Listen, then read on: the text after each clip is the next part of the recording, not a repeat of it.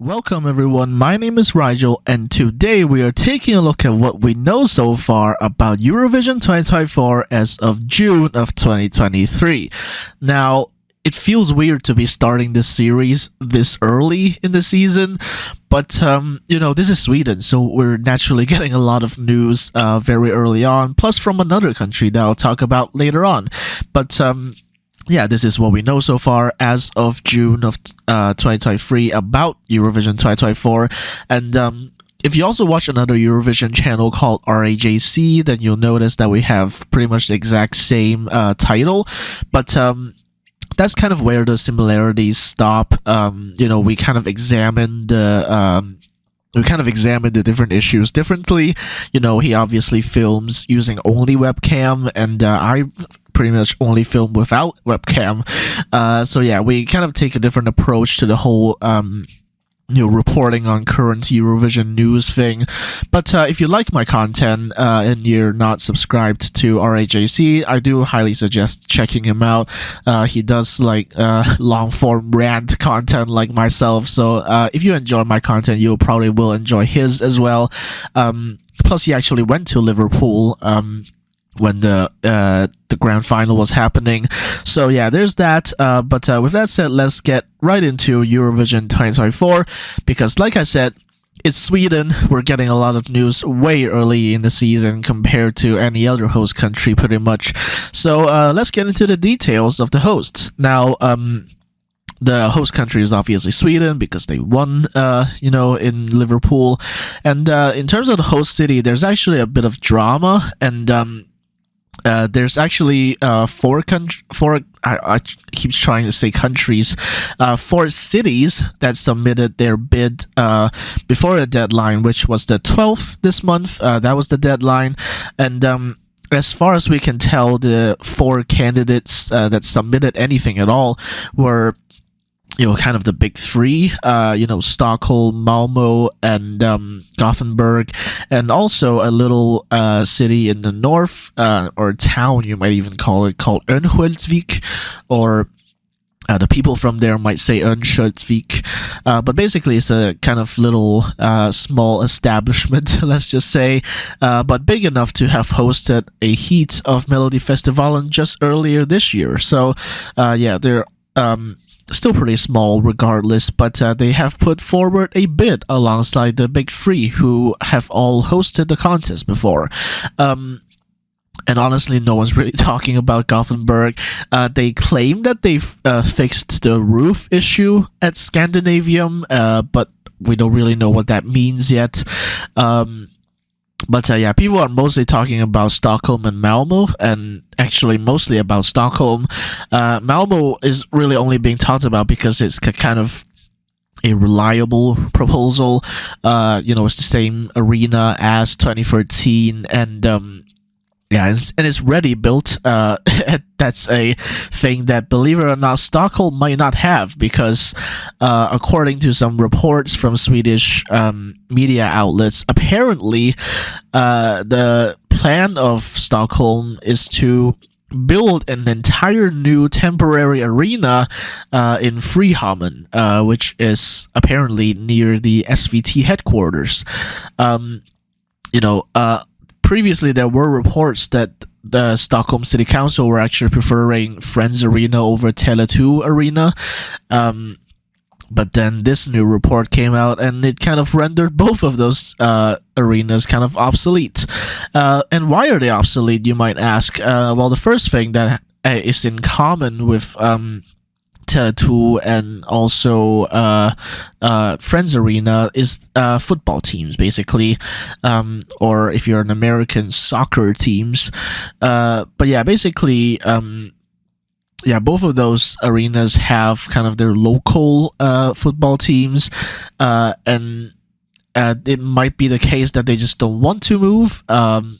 Some people are like, we don't care, move anyway, but we don't know that for sure. And another thing that's more specific to the Friends Arena is Taylor Swift, who's performing in Friends Arena on her Eras tour. on the 17th, and also some other dates in the same week at the Friends Arena. So that week is pretty much ruled out, at least for Friends Arena. We don't know about the other arenas, obviously, but of course, one good thing about building a temporary arena is that basically you don't have to deal with schedule conflicts. You don't have to deal with big artists having to kind of reschedule their tour dates or whatever. So that could be an advantage from the point of view of building a temporary arena. So we'll have to see what happens. Eurovision Tom thinks actually that Stockholm aren't entirely out of the race, which is fair enough. It is Stockholm after all. But right now, in terms of ready-made arenas, I think Malmo really does have the advantage, and I think a lot of people would agree as well. But regardless, what we do know for sure is that the announcement of the host city is expected next month, i.e. July. That is, for my knowledge anyway, a crazy early time. Usually you get the host city, gosh, I don't know, September, October or something like that. It is a while before we get the host city usually, but it's Sweden, so they're doing it very quickly so they can get on to the other aspects of hosting the contest. And speaking of the other aspects, presenters. For the presenters, a lot of fans obviously are immediately going to think of Måns Zelmerlöw and Petromeda, the duo who hosted 2016. And of course, Petromeda hosted the entire thing solo in 2013. But this time, I'm not sure if that's possible. First off, in terms of Måns, he lives in London now because I think he married a British wife or something like that. So yeah, he lives in London now, so it's kind of inconvenient to have him go back and forth between London and Sweden to host a contest. And obviously, he was actually part of the commentary for SVT this year precisely because he lives in London, because he lives in the UK. It's not that far away to get to Liverpool. So that's why he was commentating this year, I think. Because obviously commentary actually takes place in a booth in the arena. So that's why Måns was commentating this year, I think. That's just not possible this year, 2024 anyway. So yeah, it would be a kind of a logistical issue. I'm not ruling it out, but I think it would make Måns just less attractive as a possible presenter. Plus, people just don't want to see his face anymore. But let's talk about some more interesting options that some people have brought up and maybe we should be looking at. The first one, and I think out of these two is probably the more likely one, is Farah Abadi, who is, you'll have seen her actually because she was the presenter for the points of the Swedish jury in the grand final in Liverpool. So yeah, if you've watched Eurovision, you'll recognize her face. But if you watch Melody Festival, and you also know that she co-hosted 2022 and 2023, so she's a very current figure in Swedish media and in relation to Sweden and Eurovision. So I think she would be a very, very likely candidate. But we'll have to see how things pan out. And another name that's possible is Sanna Nielsen. You might remember her from Sweden 2014 with the song Undo. But recently, she's actually taken on more like TV presenting roles. And obviously, since she's done Eurovision, it might be a good time for her to be part of the presenting process. So that could be interesting. But something people did point out was that historically, if someone's openly, like publicly presented themselves for hosting the contest, then that probably means they didn't get it. And Farah Abadi hasn't said anything, while Sanna Nielsen has said on Instagram that she's up for hosting the contest. So maybe she's already lost this whole thing, and SVT hasn't contacted her. But who knows? Yeah, so those are kind of the news that we have right now. And in terms of the dates, we already have two sets of possible dates, which are the 7th, the 9th, the 11th, or the 14th, the 16th, and the 18th of May. This isn't rumors, by the way. This is actually like stuff that was being reported by Swedish media. So, yeah, it's actually, yeah, again, just Sweden just know what they're doing. They're already planning way far ahead. There's still, literally 11 months until the contest, and they're already planning the exact dates of the event.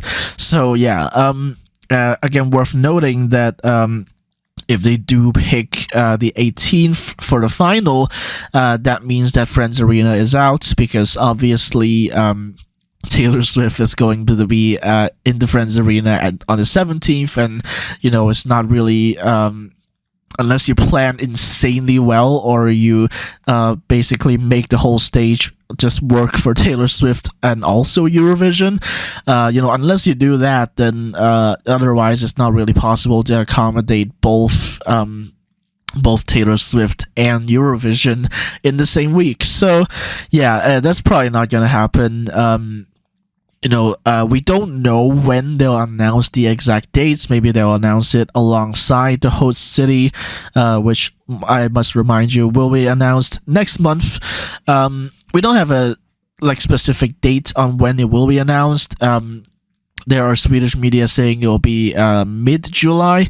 However, some people also noted that in 2012 and 2015, both times SVT announced the host city exactly on the 8th of July. So you might want to mark that on your calendar just in case, although I suspect they might deviate from that this year, but we'll have to see.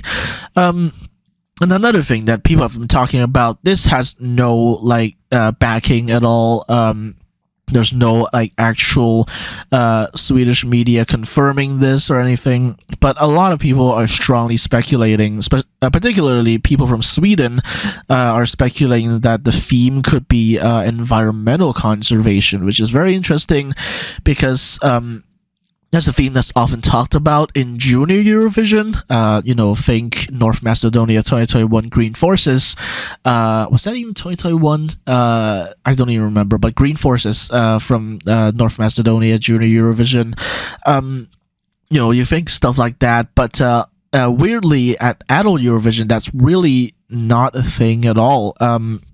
But yeah, there's strong speculation that the theming next year could be relating to environmental awareness, and also this could actually lead to them not having LEDs in the name of environmental conservation, but also because SVT aren't being funded very well right now. And another thing that I noticed was that relative to other hosts in the 2010s, Sweden always spent way less money than any other host. So this year, I think they'll be going cheap again, but we'll have to see kind of what they cut maybe.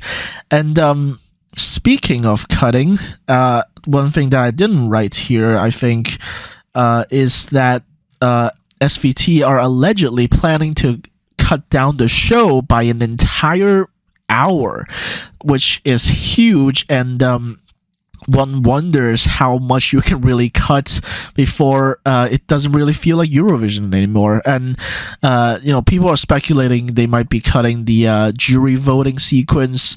They might be cutting interval acts and stuff like that, which would bring the whole show down to maybe a little bit over 3 hours, and we'll have to see what happens. And honestly, I don't think I really care either way. I just don't think they dare to remove the jury. So yeah, we'll have to see what happens, and we'll have to see for one, are they actually going to cut the show? But yeah, so with that said, now that we've done the host, let's talk about the countries that will participate in the contest. Now, in terms of the countries that have confirmed participation so far, the vast majority of them are just countries that we already saw in Liverpool, with one massive exception, and that is Luxembourg. And we will bring back Luxembourg time and again in this discussion. But yes, I did an entire video on Luxembourg, wink wink.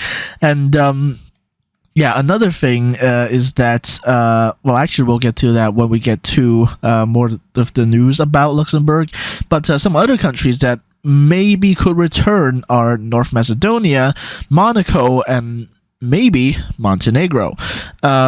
With North Macedonia, it's pretty simple. They're super invested in the contest. They made it very clear that this year they only weren't able to participate because they couldn't afford to do it. They're doing Junior Eurovision later next year.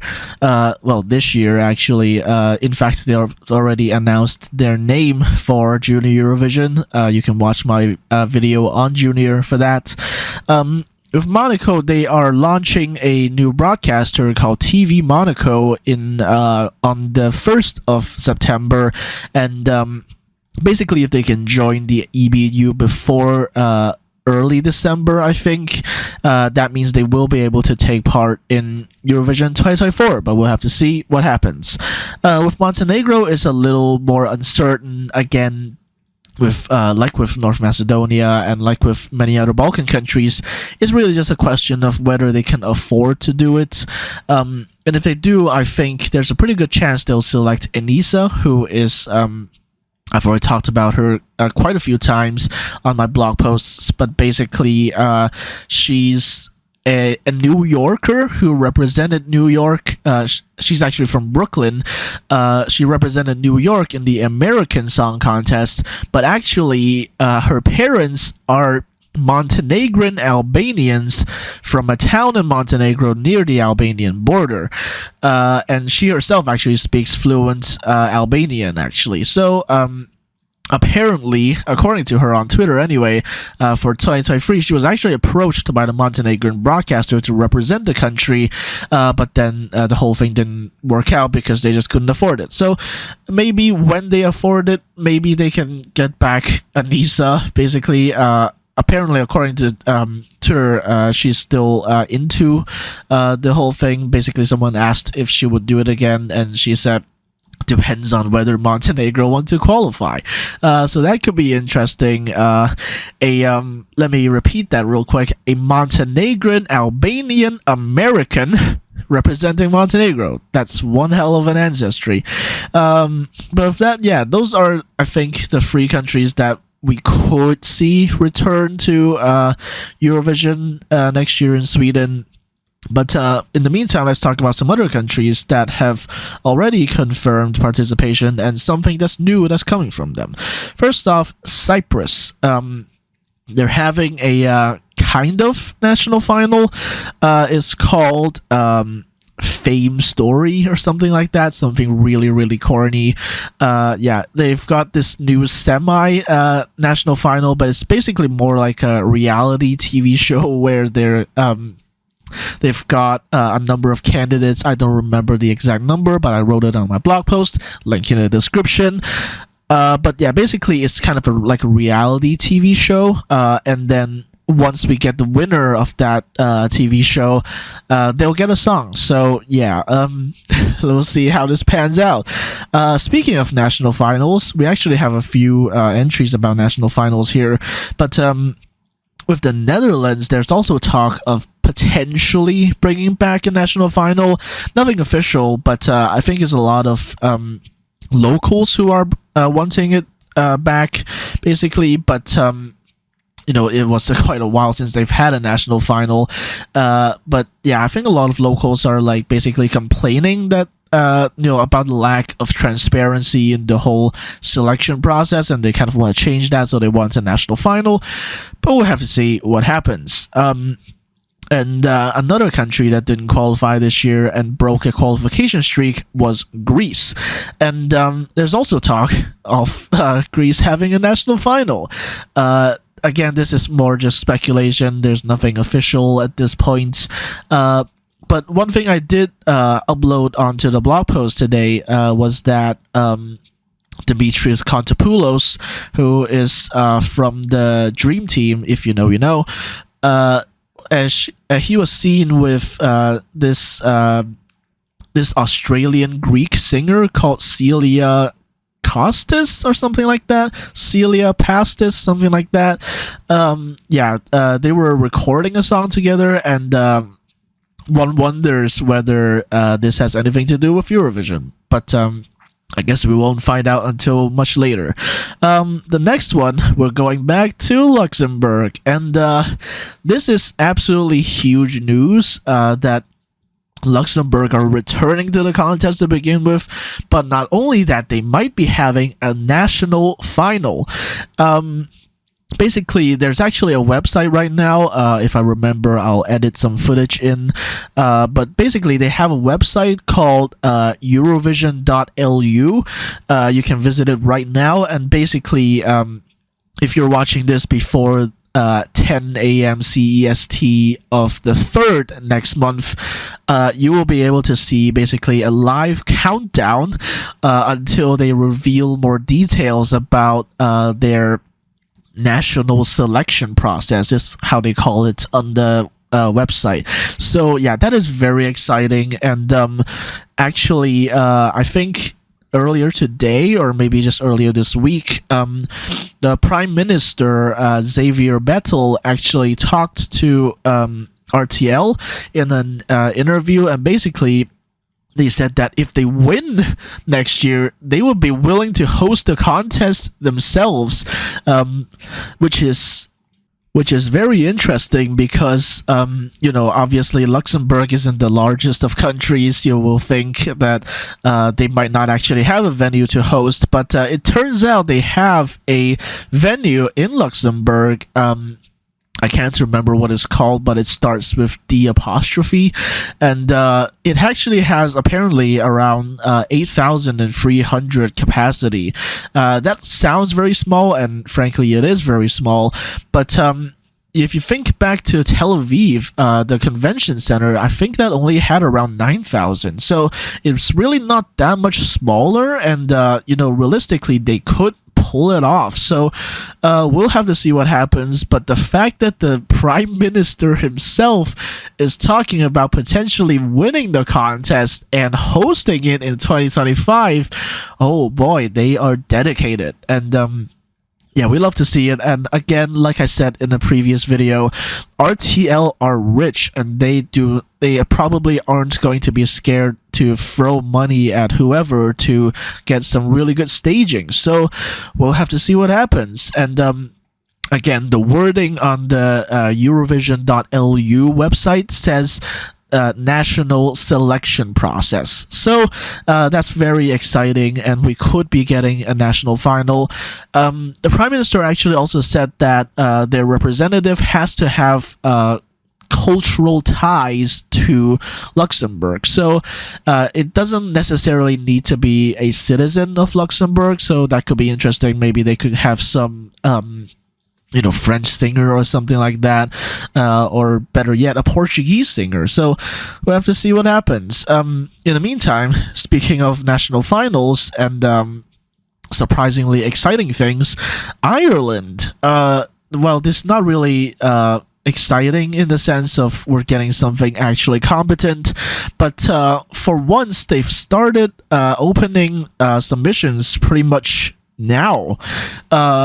It feels weird to say that because historically they've opened submissions in late September, but this time they're actually opening submissions now and closing the submissions in late September.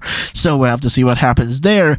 And also, and interestingly, on the submission page, there's no mention of the Late Late Show, so we could, keyword could, be getting a separate national final show finally for Ireland.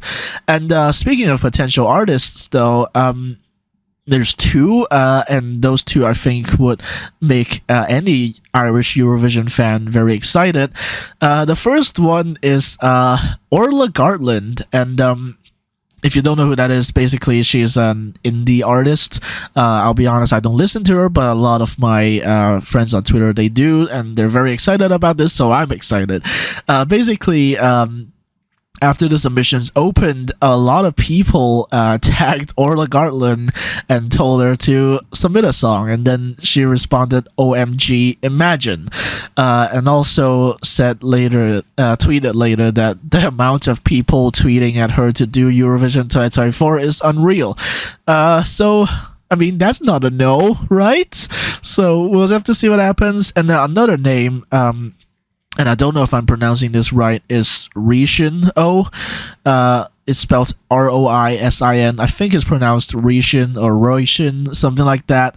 Yeah, Rishin O is an artist, an Irish artist who apparently last year got a number 3 album, so that's pretty huge. And she said in an interview with The Independent that she would have to think about it, but she would like to do it if she got enough support. So that was some very exciting news that actually was reported by Eurovision Tom. Someone who's actually popular in Ireland doing Eurovision for once could be a very nice opportunity. But we'll have to see what happens. Michael Keeley's still kind of in charge and he doesn't know anything. So yeah, we'll have to see what happens. But speaking of national finals, Israel are going back to their national final, which I can't remember the Hebrew name for, but in English it's called Rising Star. Basically, it was used between 2015 and 2020. It selected, among others, obviously we had Netta, we had, Eden Elene. So yeah, that could be interesting. Some people are immediately saying that's a flop, but again, it's selected Netta, so how much of a flop was it really? So yeah, it kind of depends on how you think about it. But yeah, basically, Rising Star, the Israeli national final, is coming back. So for better or worse. After that, we have Malta, who are having some weird songwriting camp, or rather, the songwriting camp itself isn't that weird. It's the weird part is that there's a Google Forms. I don't know if it's still accessible, but for a while there was this Google Forms where literally anyone could register to join that songwriting camp for MESC 2024. And what I do know is that actually, the songwriting camp, I think, took place maybe about 10 days ago as of recording this. And among the names, we had Greta Tuda, who I think was the drag queen in MESC this year. And we also had Tom Hugo from Kano, of all things. So, yeah, a bunch of random names from within the Eurovision world, I suppose. And we'll have to see what happens. Maybe they're looking for Nordic songs again. We'll have to see what their kind of approach is. And after that, we have Moldova, who don't actually have any news. But one weird thing is that traditionally Moldova doesn't say anything, and then at the country list, basically they just randomly show up, and then after that they start planning the auditions and the national final, blah blah blah. But this year they've confirmed participation ultra early. Basically, ESC Plus was asking about whether they would do Junior Eurovision and also whether they're going to do Eurovision, and the head of delegation basically said no to junior, but yes to adult Eurovision. So this means that for the first time in ages, we have Moldova confirming participation in the contest really early, in June even. And obviously this is the first ever contest we'll have where Moldova is competing with checks notes Luxembourg. So yeah, it's a very surreal time we're living in. But yeah, with that said, let's move on to Spain, who have quote unquote changed their delegation, and by that I mean they fired their head of delegation from 2022 to 2023, Eva Mora, her name was, and yeah, this has caused a lot of outrage with Eurovision fans because, well, Spanish Eurovision fans, because arguably it was her idea to bring back Benidorm Fest, and it was these 2 years that they really brought entries that made an impact for Spain. But instead of that, now they're bringing back their old head of delegation, Ana Maria Bordes. So yeah, she was the head of delegation, I think, from 2017 to 2020, and also she is actually part of the Eurovision reference group now. So that's interesting, but maybe it's not so interesting that a head of delegation that has been responsible for so many terrible results for Spain is back in a spot. So yeah, we'll have to see what happens. And a lot of the wording with the new Benidorm Fest rules have been very suspicious as well. They say that there's like live casting, which really isn't something you want for something as professional as adult Eurovision. It makes sense for junior, but for adult Eurovision, come on. Anyways, yeah, that's Spain. They're doing kind of their own thing, and a lot of the Spanish Eurofans are kind of expecting them to go back to the bottom of a scoreboard once again. After that, we're going to a country that probably won't be near the bottom of the scoreboard, and that is Sweden, of course, the host country. And these are some rules of Melodifestivalen that were just announced today as of recording this. But basically, they're not going to have a second chance round anymore. Instead, they're going to add 2 more songs to the lineup, and they're going to have 6 songs in 5 heats, basically. And after those 5 heats, there's going to be this live voting round where all of the 3rd places and 4th places basically just get voted on again by the audience, via SMS or via the app. So and then after that, they kind of get 2 more qualifiers from there. So it's still 12 qualifiers in the final, as per usual. But the way you get those qualifiers is very different now, and there's not going to be a dedicated second chance round. In previous years, it was referred to as Andra Juansen, and since 2022, I think it was called the semifinal. So yeah, no more semifinal, no more Andra Juansen, just a rapid fire voting session, I guess. So yeah, there's that. And finally, the country that I want to talk about is the UK. We don't have a lot of news yet. There was this one artist who was being rumored by some British newspaper, but then that artist came out to say no. But what we do know for sure is that they're not going to be with tap music anymore, because it's not because their contract ended, but rather that they didn't have a contract to begin with. So we're not gonna have tap music, but that's hardly an issue. I mean, look at Junior Eurovision. They don't have tap music, but they're doing just fine upon their first year of returning to the contest. Winning the televote and getting a 5th place in the jury really isn't bad at all. So that's really not an issue, I think. But just saying that the UK isn't having tap music for selecting their entry anymore. So for better or for worse. But yeah, with that said, let's move on to some countries where we don't really know their status of participation. I think for most of these, it's more no than yes, but particularly, actually, I want to talk about Australia, because their contract technically ended this year. Their contract to basically take part without needing an invitation, basically it ended this year, and we don't really know what's going to happen next. Will SBS continue to be invited by the EBU? Will they get an extension of the contract? Will they just have to withdraw or something? We don't really know. So that's kind of up in the air, and we'll kind of have to see what happens. Another country I want to talk about that's kind of interesting is Portugal, because in the last two contests that, or maybe even three contests that Sweden has hosted, Portugal has been absent for one reason or another. So some people think that Portugal hates Sweden, but yeah, we'll have to see what happens.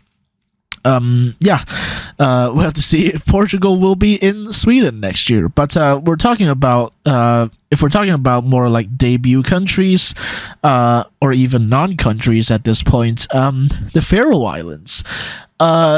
Basically, they have to apply to join the EBU, and then even if they can do that, then they still have to organize an entire thing to select their entry and everything, which is going to be kind of challenging because they're just a bunch of islands with about 50,000 people. And I don't know if it's going to happen. I would lean towards no, because if a broadcaster from a non-country can take part in Eurovision, what does that mean for autonomous regions? Scotland, Wales, Valencia, Catalonia, stuff like that.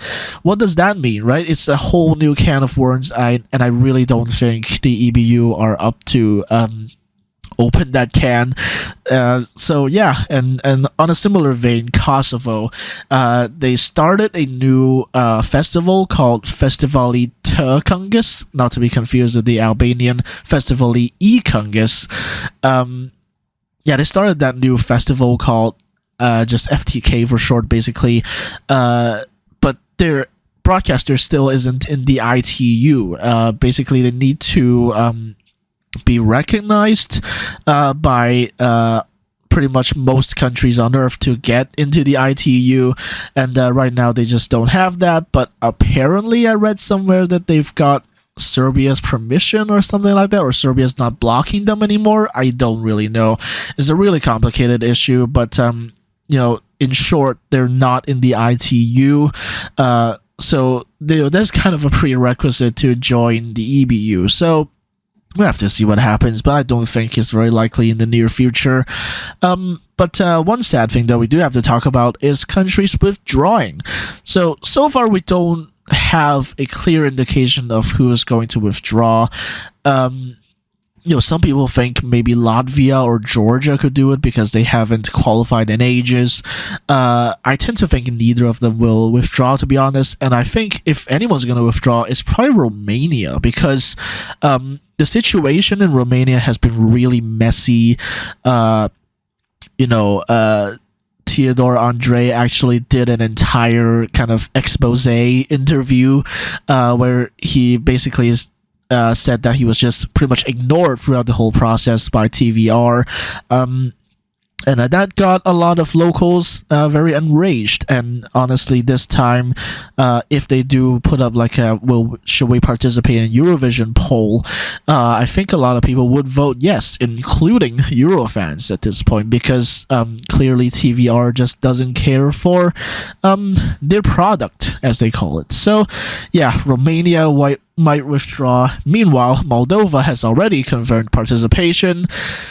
Yeah, make of that what you will. In the meantime, let's do some speculation. We don't have a lot of stuff, so let's do some speculation. We could get a new winner next year. For me, at least, the countries that are most likely to have their first win next year are Armenia, Czechia, Lithuania, Iceland, and Slovenia. Now, I would not be surprised if none of these won next year, frankly.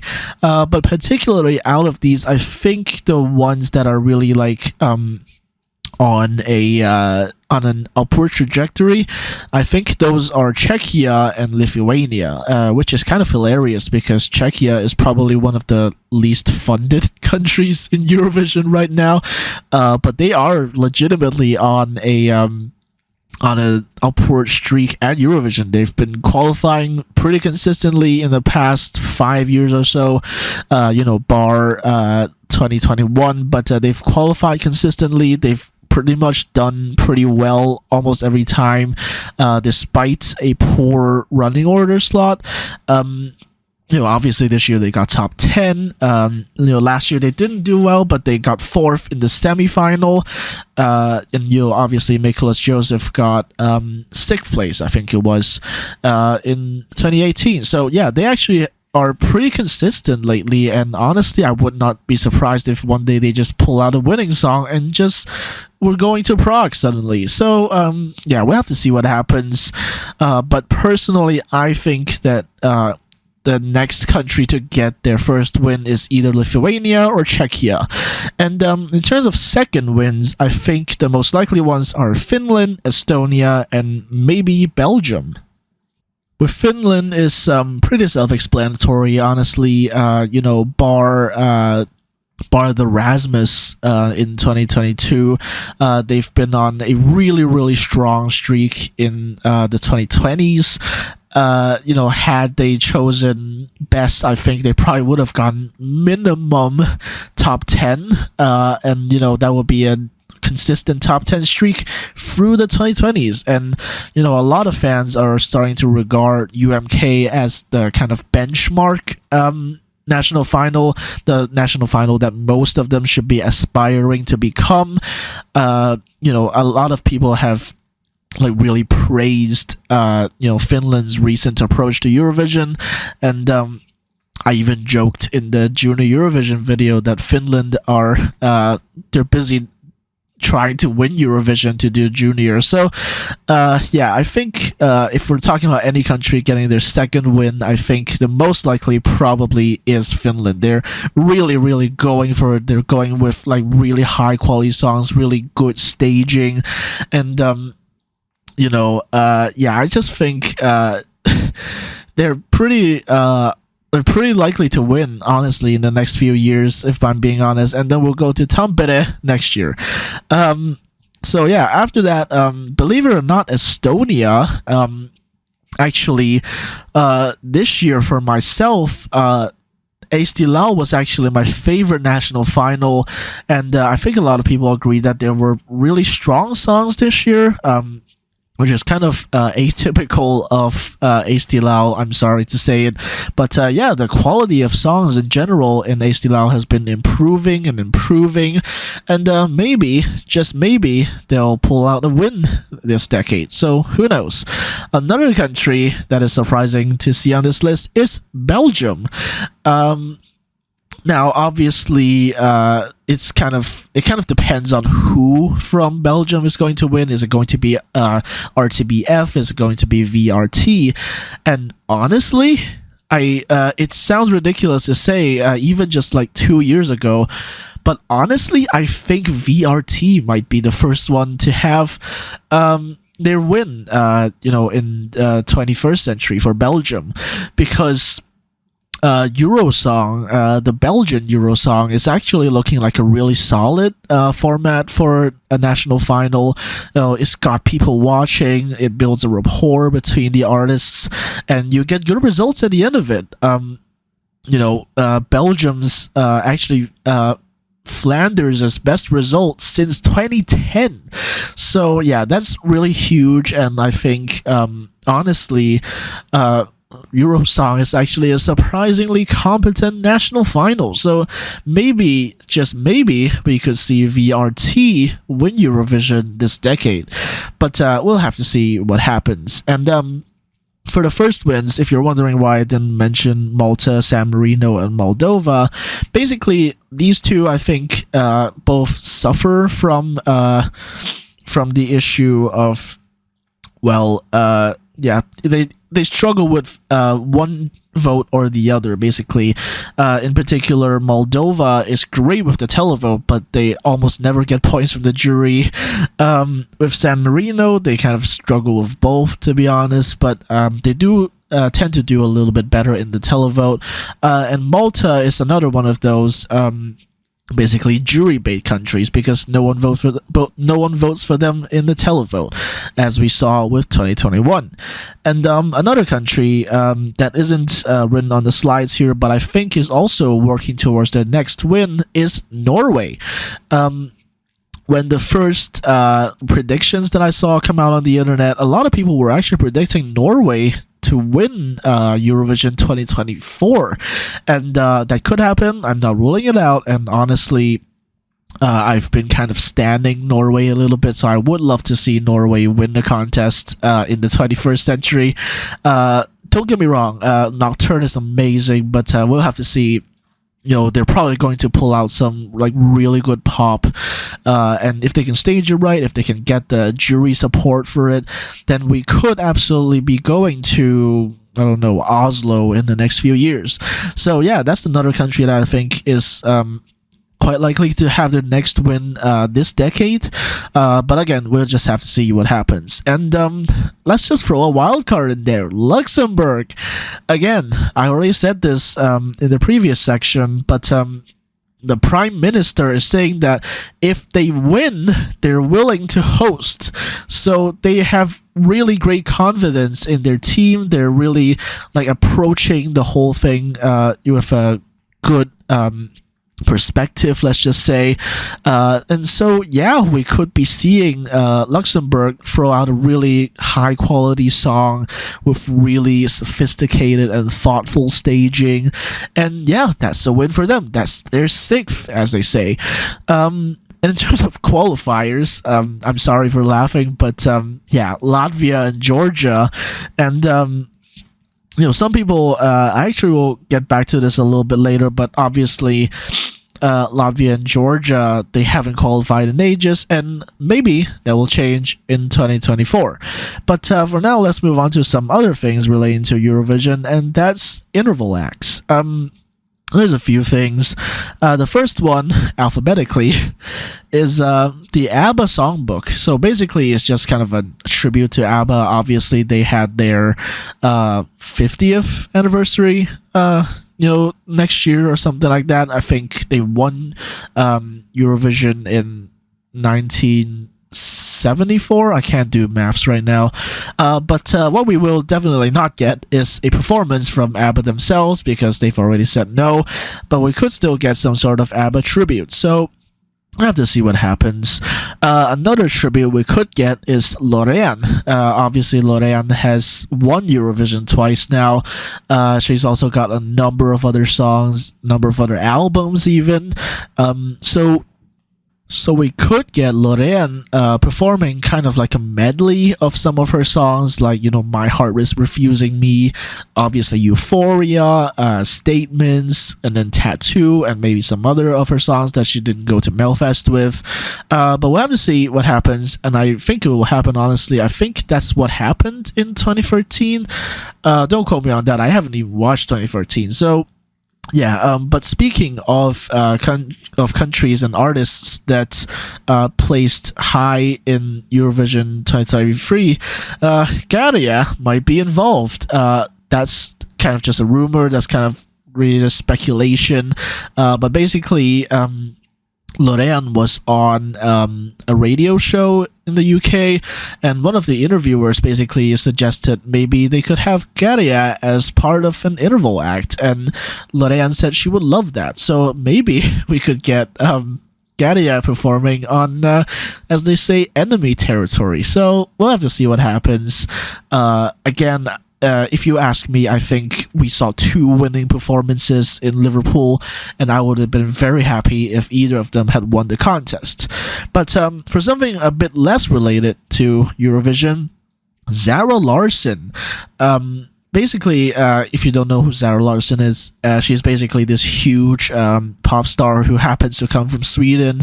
And basically, in an interview, she said that she would be very interested in doing an interval act for Eurovision. Basically, I think in 2016 they had Justin Timberlake, which is obviously another huge pop star, but he's not Swedish, obviously. But Zara Larsson says that she would be very interested in doing an interval act, but she doesn't know whether she wants to compete in the contest itself. So she also said, I think in that interview or some other interview, that basically she'd only do Melody Festivalen if she ever became old and irrelevant. Those are her exact words. So yeah, we probably won't have Zara Larsson in Melody Festivalen, and there's a good chance she wouldn't even win Melody Festivalen. I mean, look at Lorraine 2017. But yeah, Zara Larsson could be an interval act. We'll have to see what happens. Some fans also speculated that we might get like a Love Love Peace Peace version 2, but I'm not so sure about that. I think SVT know that it's good to be innovative with Eurovision. Obviously every year they try to change something, and this year it would probably be the cutting down of the show. So yeah, I don't really know if they're going to have Love Love Peace Peace V2, but what we might have, and I'm not so sure about this now because they've announced some of the names, is Edward af Sillén, being involved in the whole process, because in case you didn't know, Edward af Sillén is one of the commentators for Eurovision. This year he was doing it, like I said earlier, with Måns Zelmerlöw, and basically I think in 2016 he was responsible for the whole contest. Don't quote me on that, but I know that he had a big role in the contest. I don't know what exactly that role was, but he was very much involved, and I think he actually wrote the script. So yeah, very majorly involved in Eurovision. So we could see the some people call him the Eurovision mastermind.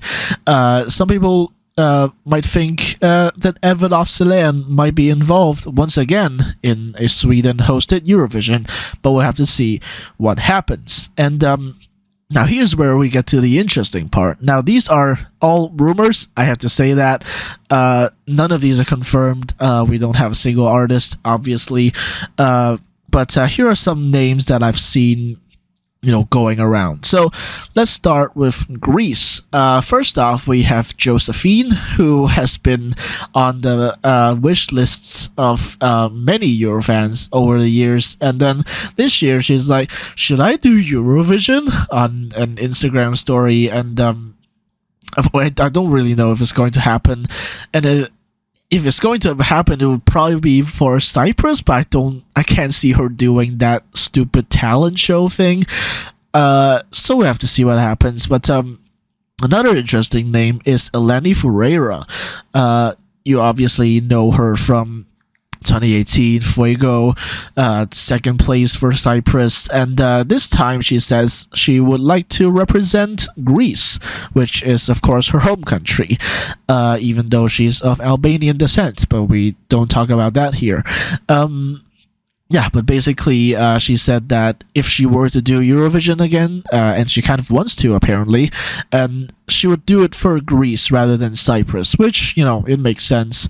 And also she, alongside Helena Paparizou, performed a kind of mashup of Fuego and My Number One at the Mad VMAs, which are basically like a Greek award show.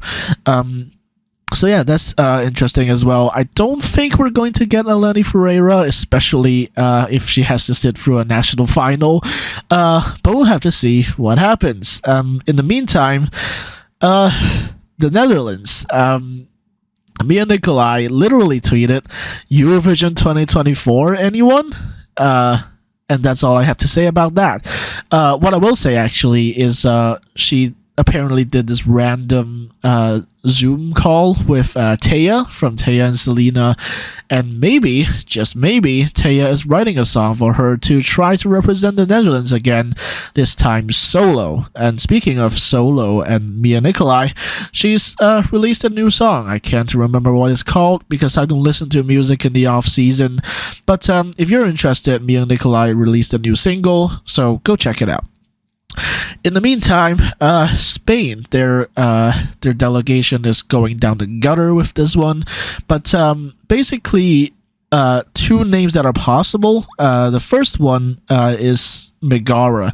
If you remember them from Benidorm Fest this year, they were the kind of like glam rock band, I guess, with the female lead singer, and they actually said recently, and by recently I mean April, that was it April or was it, I don't know, it was just just like last month or the month before that. So it was, yeah, very recently they've said that they've already received the demo for the song that they're going to submit to Benidorm Fest 2024. But also 2024 has introduced a bunch of things which kind of binds the artist to RTVE for like a good few months, and I don't know how many artists want that. So yeah, it's a big mess in Spain with Eurovision right now. But another name that I reckon could be more likely to take part in Benidorm Fest is Melanie Garcia. Now, you might remember her from Junior Eurovision 2019, I think, with the song Marte, and she got third place, I think, and basically she's been pretty much itching to do Eurovision like as soon as she turns old enough to do it, and now she has. She's turned 16 now, which is like the kind of minimum age to do Eurovision, to do adult Eurovision. So she might be willing to put herself forward for Benidorm Fest, and we'll have to see what happens. And if you don't know her, she has amazing vocals, amazing like kind of operatic vocals. So we have to see what happens. Maybe Melanie Garcia will represent Spain just 5 years after taking part in 4 years. I can't do math right now. Just a couple years after she represents Spain in Junior Eurovision. We'll have to see what happens. One interesting name that I found recently is for Finland, and that is a singer named Lola. She literally just goes by the name Lola, but basically a while back she posted or rather she didn't post it, an Instagram story was posted by Elsie Bay, of all people, where she basically wrote a song with Lola, and then actually put in the captions Eurovision 2024 question mark.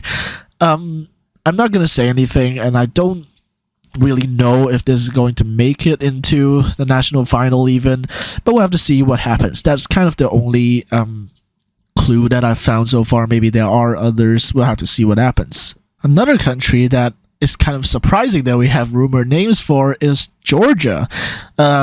Both of these singers happen to have names that start in TAM, and the first one is Tamta. You might remember Tamta, who actually represented Cyprus in 2019. But she's actually she's not just of Georgian descent, she actually is Georgian. She just moved to Greece in her early teens. But now, very interestingly, she seems to be kind of reconciling with her identity as a Georgian. Previously she had pretty much exclusively posted songs in Greek, but just this year she posted a new album, and there was a song in Georgian on it. She's actually also going to be headlining the Pride Fest in Tbilisi. So that's very interesting, and actually, from what I understand, people in Georgia don't really know about Tamta, maybe except in 2019 when she represented Cyprus, and people were like, oh, she's actually from Georgia. And she apparently appeared as a judge on The Voice or something like that, but apparently people in Georgia really only know her as a judge on The Voice, but apparently... Yeah, like I said earlier, she's going to be appearing at the Tbilisi, headlining even the Tbilisi Pride Fest, which I think either already took part or will be taking part sometime in July. So yeah, that's very interesting. Tamta coming to terms with her being Georgian, and maybe, just maybe, we could see Tamta represent her home country one day. Who knows? In the meantime, the other possible name that could represent Georgia is Tamara. Now, in terms of Eurovision, there's only really one Tamara that we might remember, and that is Gace Cheladze, who represented Georgia in 2017 with the song Keep the Faith and didn't qualify. But basically, one thing that is kind of surprising is that like in case you didn't know, she actually got married with Boris Milanov, who has been responsible for a lot of good results for Bulgaria. Um, yeah, basically Tamara got married with Boris Milanov, and since 2020 he's kind of been quiet. But apparently on social media, um, according to Tamara, he actually wants Tamara to return to Eurovision with a song written by him. So that's according to Tamara anyway, because Boris Milanov has just kind of been quiet since 2020. But we'll have to see what happens, and maybe we could see Tamara, who, by the way, goes by Tamar now without the last A. Maybe we could see Tamara return to represent Georgia with a song written by Boris Milanov. So we have to see what happens there. And speaking of the Caucasus, but also kind of not really, Germany. Now you might think, what does Germany have to do with the Caucasus? Well, the answer is Iveta Mukuchian, who represented Armenia in 2016 with the song Love Wave, and of course that got Armenia one of their best results ever with 8th place. And why I mentioned this is that shortly after the grand final of 2023, Iveta Mukuchian tweeted that maybe she should represent Germany. And why would she do that? Because, as it turns out, Iveta Mukuchian was born and raised in Hamburg. She's from Hamburg, and some people even say that you can tell by the intonation and the way she pronounces Armenian, which is very interesting. But yeah, she does speak German, obviously. So yeah, recently, our Iveta Mukuchian has just kind of been, I guess, joking maybe about representing Germany, because obviously you have to go through a national final, and it would just kind of be hilarious if she showed up at the national final and then lost to some randomer. But we'll have to see what happens. Our next couple names is kind of mostly just wish list names at this point. The first one is Minimal Wind for Estonia. Basically, they got second place in Estilau 2022, and this year, allegedly, they apparently submitted the song to the wrong email address, but they still got invited to take part in the final as an interval act. So yeah, clearly they have interest in Estilau, and maybe, just maybe, one day they'll be mainstream enough for the general Estonian public to vote for them to represent Estonia. So we'll have to see what happens. Currently, Minimal Wind are one of my favorite bands right now. I actually really listen to their stuff. Actually, one of the few artists who I actually follow their post Eurovision or post national final even discography. So yeah, that's Minimal Wind possibly for Estonia. Of course, again, they have to win Estilau, and that might be a bit of a challenge. Another name that I have had on my mind is July Jones.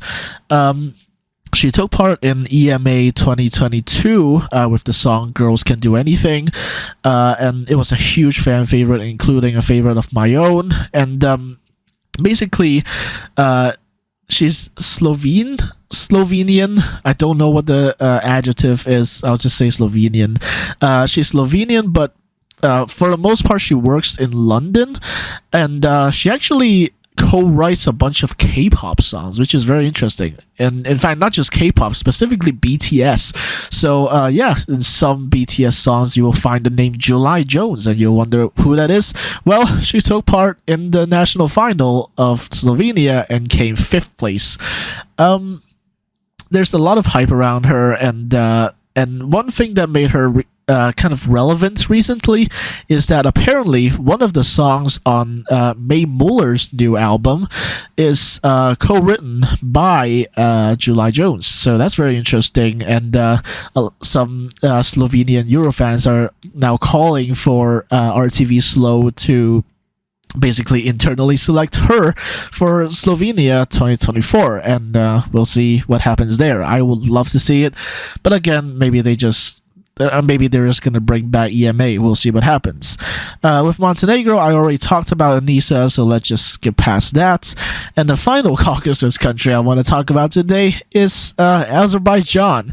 Basically, there's like a really old rumor at this point, but basically, apparently, Dihaj, who you might remember from Eurovision 2017 with the song Skeleton, I think, or Skeletons, I don't remember, but yeah, that was Azerbaijan 2017, and apparently Dihaj said in 2022 that if she was approached, she would write a song for Azerbaijan at Eurovision, and I don't know if that offer still stands because it was made in 2022, but yeah, that's a possible name, and I've had that going around my head in a while, so yeah, just kind of reminding you of their existence.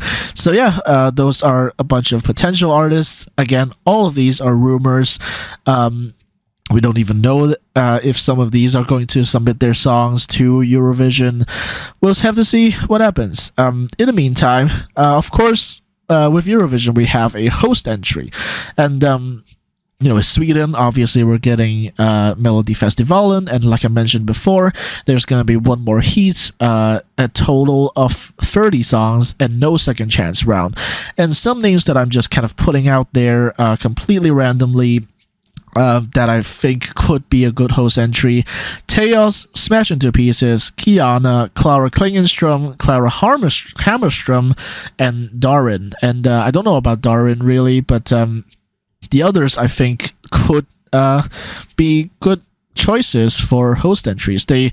I don't know if they'd win, frankly, but I think they would make very respectable host entries, especially Clara Klingenstrom and Teos, who actually sing in Swedish. So that would be nice to see, Sweden sing in Swedish on home territory. So I have to see what happens. But what we do know for sure is that Sasha Jean-Baptiste is like 100% going to stage their entry, because she stages their entries at Melodifestivalen anyway. So yeah, and speaking of returning names, people have been talking about some potential returnees for Norway as well, and basically I just didn't have space to fit it in the previous slide, but people are talking about apparently Kaino and Alexander Rybak might be returning to MGP, apparently.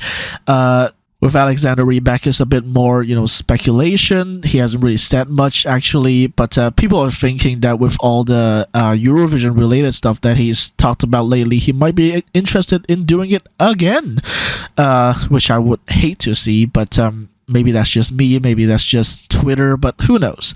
I would also hate to see Kaino, actually. I didn't really resonate with Monument back in 2021, so who knows. But yeah, those are the Nordics.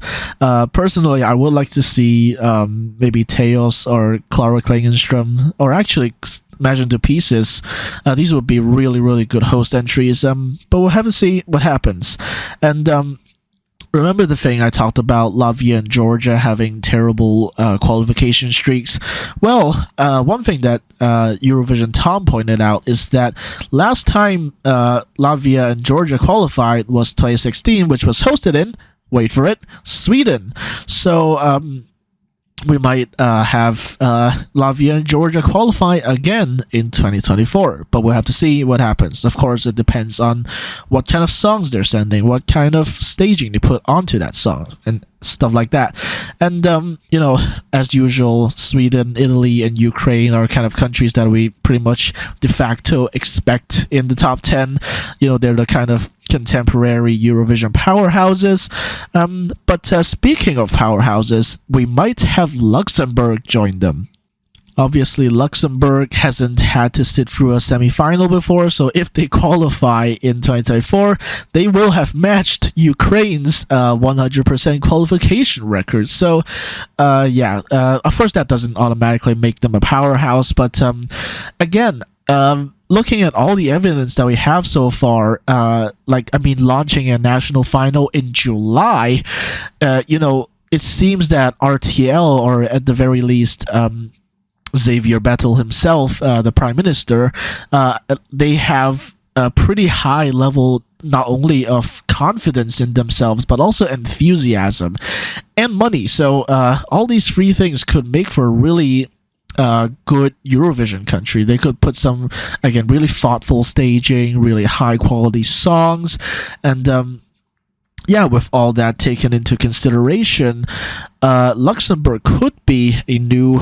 Eurovision powerhouse. It's not necessarily like San Marino, for example, because the difference is that Luxembourg has money and they have the connections and stuff like that. They're really thoughtful, they're really enthusiastic, so I'm really excited about them. If you didn't tell, I'm kind of a Luxembourg stan without knowing a single one of their songs. And actually on Twitter, as you will probably already have seen, my username is tagged with a Luxembourg flag and also a Czech flag because I'm a little bit of a Czech stan myself. So yeah, but speaking of small countries that speak French, Monaco, we don't even know if Monaco is going to return yet, but if they do, of course, we'll have to kind of see how they do. Are they going to continue to not qualify? And yeah, and maybe this speaks to more about the future of microstates at Eurovision, but we'll have to see what happens there. So in the meantime, let's talk about my own predictions. Basically, a while back, Eurovision Tom did this little thing where you would like fill out different slots of what you think will happen in Eurovision 2024 without any like evidence or anything, and I'm not going to change these. I made them a couple weeks ago before we knew about the whole ad hoc arena thing, but yeah, I'm not going to change this. So my predictions are that the host city will be Stockholm with the Friends Arena. Again, I didn't know about the whole ad hoc arena situation, so I couldn't have possibly guessed that. And if it ends up being Malmö, I would not be surprised. The slogan, I just predicted kind of randomly as When Stars Align, for a couple of reasons. First off, that's one of the lines in Tattoo, when the stars align, I'll be there. And secondly, people could explain it away as stars being Eurovision artists. So stars aligning would be all the Eurovision artists going to perform on the Eurovision stage together. So that could be a thing, and honestly, I may have put a little too much thought into that one. But yeah, with that said, let's move on to the televote winner, who I think is going to be Finland. The main reason being UMK is actually 75% televote, if you didn't know that, rather than like 50-50 in most national finals. In UMK is actually 75% televote and 25% jury. So kind of by default, all of their entries are going to most likely be more televote friendly than they are jury friendly. Of course, the jury is different. In national finals, you can have wee wee blocks as a juror, for example, but that's not going to happen at actual Eurovision. So it's different, but in general, UMK prioritizes a televote. So I think Finland are probably going to be favored by the televote more than they are by the jury once again. And second place is Lithuania. I'll explain that a bit later when I get to the jury. I think that the jury winner is going to be Lithuania because I don't know. I feel like they're going for their win. You can see here the overall top three. I think Lithuania is winning. Basically, what I'm thinking is they're going to bring like this super atmospheric ballad, this really powerful ballad, and wink wink, rule a loop, wink wink, and if they do that, then they could even get a lot of points in the televote, in the same way as Voila did. Obviously, that came second in the televote as well, and second place in the jury would be Sweden because it's Sweden. And after that, we have Finland because they just get a good televote and a decent jury score, so they get second once again. And after that, Estonia. I don't know. That was just kind of a wild card, but I think it's not implausible that they could just get like third in televote and jury, and then just end up third overall, kind of like Chanel did. And Luxembourg, I predicted 8th in the grand final, and honestly, I don't think that's implausible. Again, they're just really dedicated. They're already starting their national selection in July, so yeah, they're clearly dedicated. They've got the money, they've got the resources, so I could absolutely see them coming top 10, if not higher. With the qualifications, I think that Ireland won't qualify. Honestly, the recent news has kind of made me change my mind, but I'm not changing this prediction, damn it. So I don't think Ireland is going to qualify. And conversely, I think that Latvia and Georgia will both qualify in the same way that they did in 2016. So if that's said, that is what we know so far about Eurovision 2024 as of June of 2023, plus a bunch of my own predictions and speculations. So thank you for watching. Hope you enjoyed. Like this video if you enjoyed my commentary. Subscribe to this channel so you don't miss my upcoming videos, which will include a comprehensive review on the statistics of Eurovision 2023. Link to the blog post is, as always, in the description of the video. And of course, stay tuned to the news if you want to learn more about Luxembourg's selection process and also, obviously, the host city of Eurovision 2024. And I'll see you next time.